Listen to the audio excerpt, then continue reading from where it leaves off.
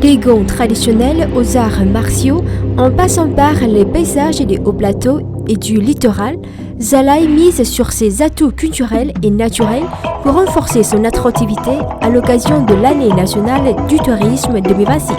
C'est le thème du numéro 28 de l'hebdomadaire Le Courrier du Vietnam.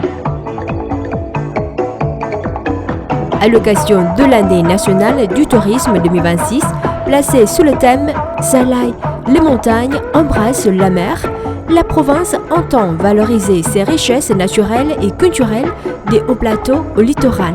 Elle mise également sur la transformation numérique afin de moderniser ses services touristiques et de renforcer son attractivité. Avec 244 activités culturelles, sportives et touristiques au programme, cet événement ambitionne d'inscrire durablement Zalaï sur la carte des destinations touristiques nationales et internationales. Grâce à la complémentarité entre le littoral de Quy Nhơn et les richesses culturelles des hauts plateaux, Zalaï ambitionne également de devenir une destination internationale de croisière. La province mise sur une offre diversifiée associant paysages maritimes, espaces culturels des gonds, arts traditionnels et culture des minorités ethniques. Face à l'essor du marché asiatique des croisières, elle entend séduire une clientèle à fort pouvoir d'achat en développant des produits touristiques à forte valeur ajoutée. Ce numéro revient également sur l'émission de télé-réalité Say Hi Rực Rỡ, un salut éclatant, qui propose une immersion au cœur des paysages naturels et culturels de Zalaï. Pour lire les articles complets, procurez-vous le Courrier du Vietnam numéro 28 ou consultez notre site lecourrier.vn.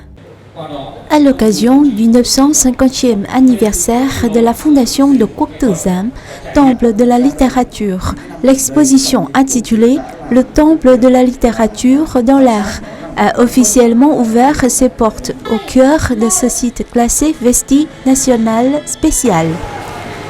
L'événement présente plus de 60 œuvres réalisées par 34 auteurs, retraçant près d'un siècle de création artistique, inspirée par ce haut lieu du savoir vietnamien.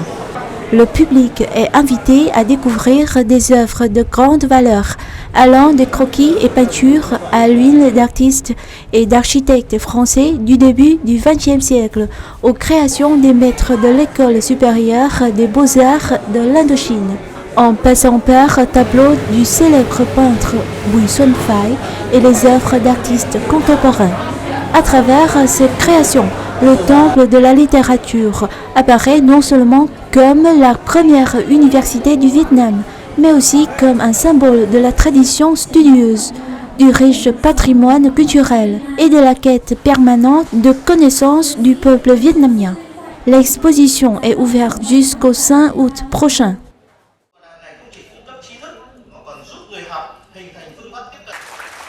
Du 30 juin au 3 juillet, une délégation d'experts français de haut niveau dans les domaines de la gouvernance des données, de l'intelligence artificielle IA et de la cybersécurité a effectué une mission au Vietnam afin de partager son expérience en matière de développement des données, d'infrastructures numériques et d'application des technologies au sein des administrations publiques.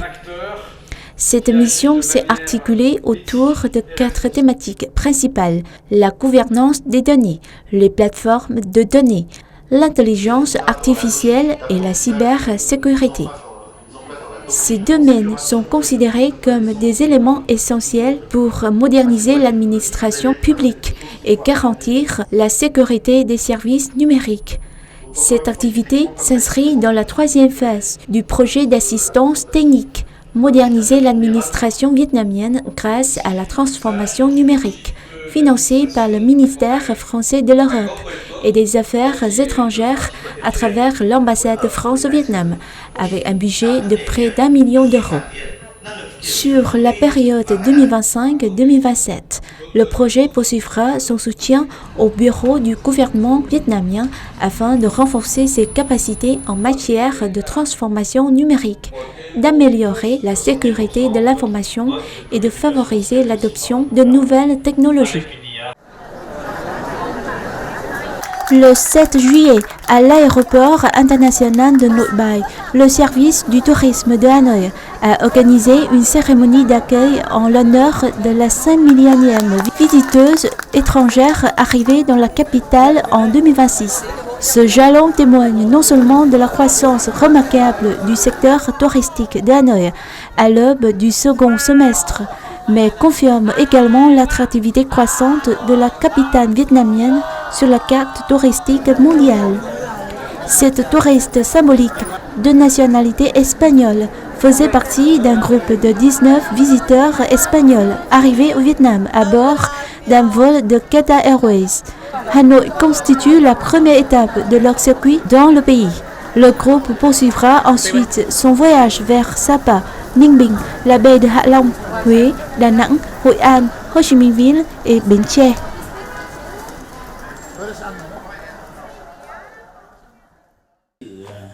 Le projet de film de promotion de l'image du Vietnam intitulé Portrait de mon pays, Beyond Words en anglais, a été officiellement présenté à Hanoï, réalisé sous le patronage et la supervision du ministère de la Culture, des Sports et du Tourisme. Il est mené en coordination avec le département du cinéma du Vietnam, avec l'ambition de raconter le Vietnam à la hauteur de ses ambitions et de son rayonnement à l'aube d'une nouvelle ère de développement.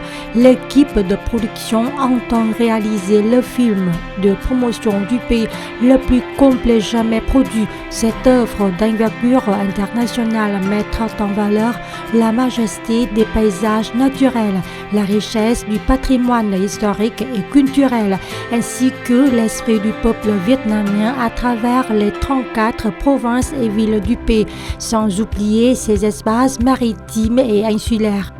Tôi thấy rằng là rất là cần thiết trong cái bối cảnh bây giờ, trong khi mà chúng ta đang Ce film est particulièrement nécessaire dans le contexte actuel, alors que le Vietnam s'efforce d'atteindre une croissance à 2 chiffres et de faire du tourisme un secteur économique stratégique. Il contribuerait à promouvoir efficacement l'image du pays et à renforcer son rayonnement à l'international. J'espère que ce projet constituera l'un des temps forts du tourisme vietnamien en 2026. Là một trong những cái điểm nhấn trong năm 2026 đối với du lịch Việt Nam. Portrait de mon pays poursuit un double objectif, renforcer la fierté nationale en offrant à chaque Vietnamien un regard authentique, lumineux et proche de son pays, tout en devenant un véritable ambassadeur culturel, capable de faire rayonner le Vietnam sur les plateformes numériques mondiales et d'inciter les voyageurs internationaux à l'inscrire parmi leurs prochaines destinations. Ce film veut transmettre un message simple. Venez au Vietnam, venez le découvrir et le vivre. Il sera sincère et accessible, montrant l'hospitalité des Vietnamiens, le quotidien et la beauté de leur environnement naturel. Nous utiliserons les technologies les plus modernes, mais toujours au service de l'émotion sans excès. Le film est réalisé par une équipe réunissant des professionnels parmi les plus reconnus du cinéma vietnamien en collaboration avec des experts internationaux. Sa sortie est prévue le 24 novembre 2026 à l'occasion de la Journée de la culture vietnamienne.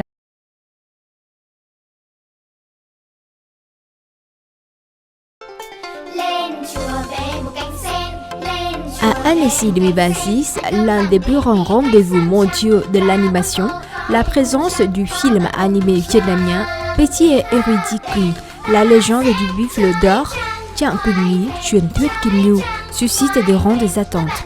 Au-delà de la présentation d'œuvres et de talents créatifs, cette participation constitue une opportunité pour l'animation vietnamienne de raconter au monde des histoires profondément ancrées dans l'identité culturelle du pays. Ce long métrage d'animation figure parmi les productions vietnamiennes présentées cette année à Annecy.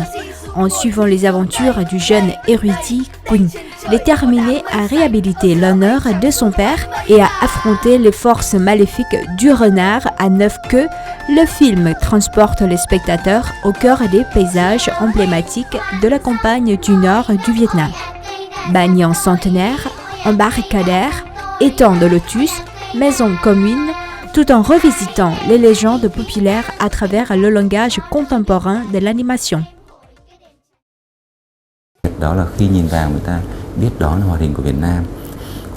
Dès les premières images, le public reconnaîtra qu'il s'agit d'un film d'animation vietnamien. Le récit est profondément imprégné de l'esprit de résilience du peuple vietnamien et met à l'honneur les valeurs de l'amitié ainsi que les liens familiaux. Mon rêve, partagé par de nombreux professionnels du secteur et par mes professeurs, est de voir les films d'animation vietnamiens être distribués commercialement à l'international et concourir dans les plus grands festivals et compétitions mondiales. Chang Quỳnh Nhi n'est pas un cas isolé. Ces dernières années, de nombreux créateurs vietnamiens puisent leur inspiration dans le riche patrimoine folklorique, historique et littéraire national afin de développer des œuvres d'animation originales. Donc je le disais, l'animation vietnamienne le Vietnam de manière générale a beaucoup de talents.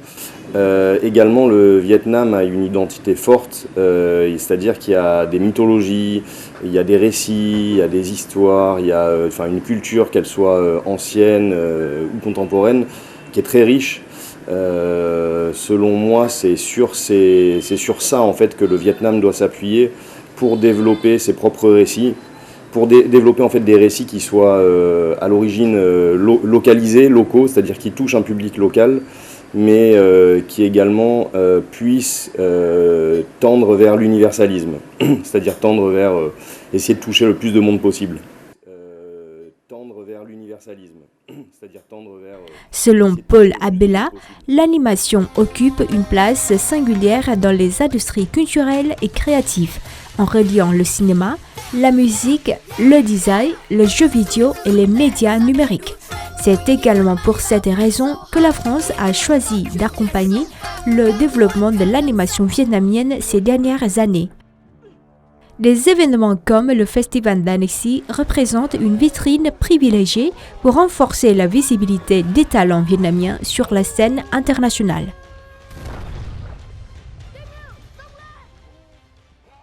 Parce que le Vietnam est à un moment très particulier où en fait c'est un pays où il y a énormément de talents et où il y a une créativité et aussi une maîtrise technique forte. Et un moment où le pays veut passer de la sous-traitance, c'est-à-dire le pays a tendance à accueillir des projets étrangers, à passer de la sous-traitance à la création d'idées, d'IP, de propriété intellectuelle originale. Donc c'est ce mouvement-là que l'Institut français du Vietnam et la France veulent accompagner. Des paysages emblématiques des campagnes du Nord, mis en scène dans Chang Quỳnh Nhi, au nouveau projet actuellement développé par les studios vietnamiens, l'animation vietnamienne affirme progressivement sa propre voix. Les défis restent nombreux, mais grâce à un patrimoine culturel d'une exceptionnelle richesse et à des investissements de plus en plus structurés, a vocation à dépasser le simple cadre du divertissement pour devenir un véritable vecteur de diffusion des récits vietnamiens auprès des publics du monde entier.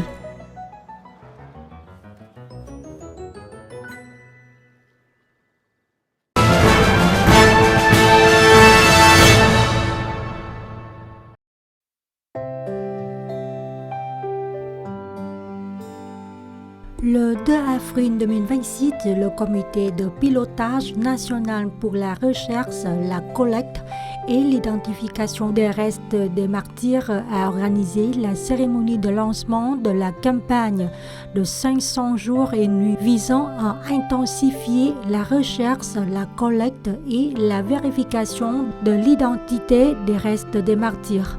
L'objectif de la campagne est de retrouver et de collecter environ 7000 restes de martyrs d'achever le prélèvement d'échantillons sur les tombes dont les informations restent inconnues dans les cimetières de martyrs à travers tout le pays et de réaliser l'analyse ADN d'environ 18 000 échantillons de restes des martyrs.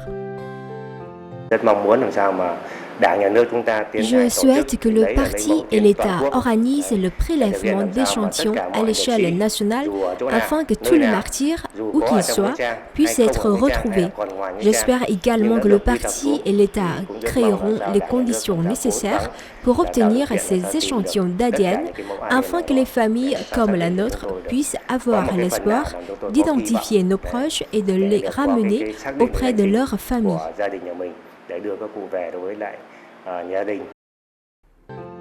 Dès le déploiement de la campagne à l'échelle nationale, les localités de tout le pays ont élaboré des plans et réparti des tâches précises. Pour la province de Điện Biên, le nombre de martyrs est relativement élevé. Avec l'esprit du soldat, nous considérons qu'il s'agit d'une occasion rare pour les générations d'aujourd'hui de rendre hommage aux générations précédentes. Nous avons toujours pleinement conscience de nos responsabilités avec la plus grande détermination et un moral élevé, afin de prélever les échantillons des restes des martyrs, de les envoyer pour analyse et de leur rendre leur identité. Dans le cimetière des martyrs de la commune de Bảo Thắng, province de Lào Cai, une course contre la montre a également commencé. Sans peur des difficultés ni de la fatigue, le prélèvement doit être précis et conforme aux normes. Ce travail exige une exactitude absolue, car la moindre erreur pourrait affecter les résultats ultérieurs. Cette campagne bénéficie d'un très large soutien de la population. Les inspections montrent la participation de l'ensemble du système politique, en particulier des forces armées, des anciens combattants, des autorités locales.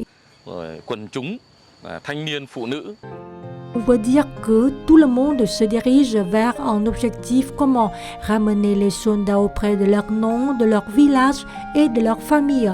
Ce n'est pas seulement une responsabilité, mais aussi un chemin de gratitude infinie, car même si leur nom reste inconnu, leur gloire s'est fondue dans les montagnes et les fleuves du pays, et les ramener à leurs proches et à leur patrie est un devoir venu du cœur.